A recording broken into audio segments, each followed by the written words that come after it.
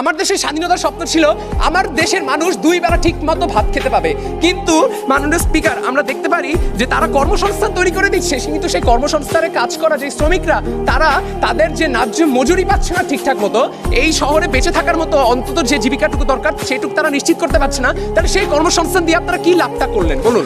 আপনারা বঙ্গবন্ধু স্যাটেলাইট উৎক্ষেপণ করছেন, এটা কিন্তু স্বাধীনতার স্বপ্ন ছিল না। স্বাধীনতার স্বপ্ন ছিল আমাদের দেশের মানুষের জনগণের মৌলিক অধিকার।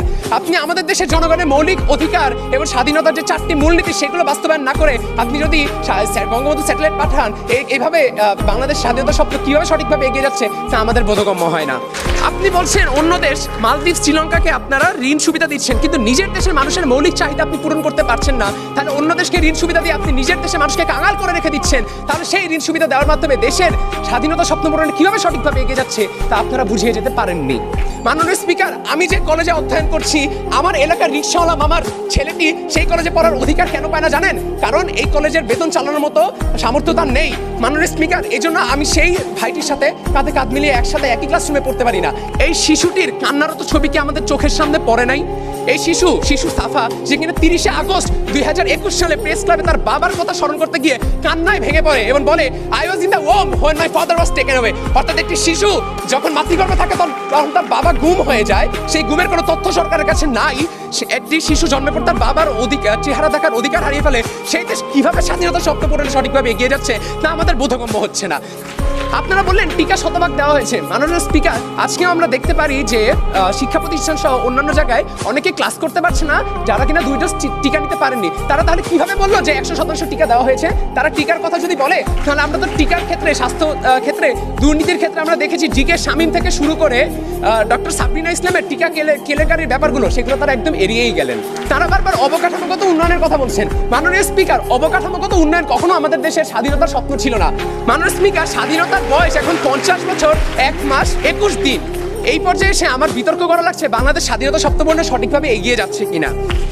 অর্ধেক খালি গ্লাসটি তাদের চোখে পড়ছে না, চোখে পড়ছে শুধু অর্ধেক ভরা গ্লাসটি। দেশে নিরপেক্ষ নির্বাচনের অভাব, বিদেশে অর্থ পাচার, শিশু নারী ধর্ষণ, পুলিশ ও র্যাবের হেফাজতে থাকা কয়েদির মৃত্যু এবং সাংবাদিকের নির্যাতনের সংবাদ দেখে আপনারা কিভাবে বলছেন দেশ স্বাধীনতা স্বপ্ন পূরণে সঠিকভাবে এগিয়ে যাচ্ছে? দেশের 16 কোটি মানুষ আপনাদের এই মিথ্যাচারের সাথে যদি তাদের বিবেক থাকে তাহলে সহমত পোষণ করতে পারবে না।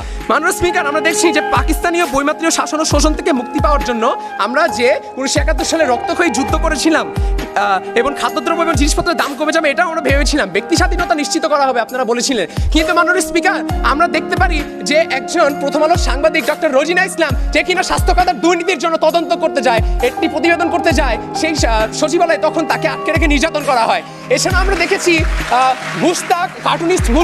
কার্টুনিস্ট কবির একটি সিম্পল কার্টুন এঁকেছিল দেশের দুর্নীতির চিত্রকে তুলে ধরার জন্য, এর কারণে তাদেরকে জেলে যেতে হয়েছে এবং সেখানে নির্যাতনের কারণে সেই মুস্তাক কিন্তু মৃত্যুবরণ করেছে এবং আপনারা সেই কবিরকে ছেড়েছেন প্রায় পঙ্গু অবস্থায়। মাননীয় স্পিকার, ওনারা সমাজতন্ত্র নিয়ে কিছু বলেনি, যা কিনা আমাদের স্বাধীনতা শব্দের অন্যতম একটা অংশ ছিল, যেখানে বলা হয়েছিল ধনী গরিবের বৈষম্য থাকবে না, কিন্তু রাষ্ট্রায়ত্ত সম্পদকে কিছু সুবিধাবাদীদের হাতে অর্পণ করে আপনারা ধনী দরিদ্রের বৈষম্য অনেক বেশি পরিমাণে বাড়িয়েছেন। মাননীয় স্পিকার, আমি যে কলেজে অধ্যয়ন করছি, আমার এলাকার রিক্সাওয়ালা মামার ছেলেটি সেই কলেজে পড়ার অধিকার কেন পায় না জানেন? কারণ এই কলেজের বেতন চালানোর মতো সামর্থ্য তার নেই। মাননীয় স্পিকার, এই জন্য আমি সেই ভাইটির সাথে কাঁধে কাঁধ মিলিয়ে একসাথে একই ক্লাসরুমে পড়তে পারি না। এছাড়া আপনারা চিকিৎসা ক্ষেত্রে উন্নতির কথা বলছেন। এই দেশে যদি চিকিৎসা ক্ষেত্রে এতই উন্নয়ন হয়ে থাকে, তাহলে কেন মানুষ, এমনকি আপনার দলের সরকারি নেতারা পর্যন্ত কোনো অপারেশন থেকে শুরু করে স্বাস্থ্যসেবা করতে কেন বিদেশে চলে যান? বিদেশে তো চলে যানই, এমনকি বিদেশে চলে যায় সেই কোটি সংখ্যক মানুষ, আর বাকি যে মানুষগুলো যাদের কিনা জটিল চিকিৎসার প্রয়োজন, সেগুলো তারা বিদেশে গিয়ে করাতে পারে না, কারণ তাদের সেই সামর্থ্য আপনারা রাখেন নাই। মাননীয় স্পিকার, আমরা দেখি বিজ ডাটা ইনসাইটের একটি ডেইলি স্টারের প্রতিবেদন অনুসারে 1992 সালে ধনী দরিদ্রের বৈষম্যের হার ছিল 0.388, যা কিনা 2016 সালে এসে দাঁড়িয়েছে 0.482। আপনারা দেখাচ্ছেন যে দেশের এখন নাকি মাথাপিছু আয় 2227 মার্কিন ডলার, বাংলাদেশি টাকায় যা দাঁড়ায় 1,88,873 টাকা। কিন্তু মাননীয় স্পিকার, আমি একটি দেশের জনগণ হিসেবে আমার তো মাথাপিছু আয় 73 টাকাই দাঁড়ায় না, তাহলে আমার 1,88,000 টাকা গেল কই? জলে ভেসে গেল নাকি?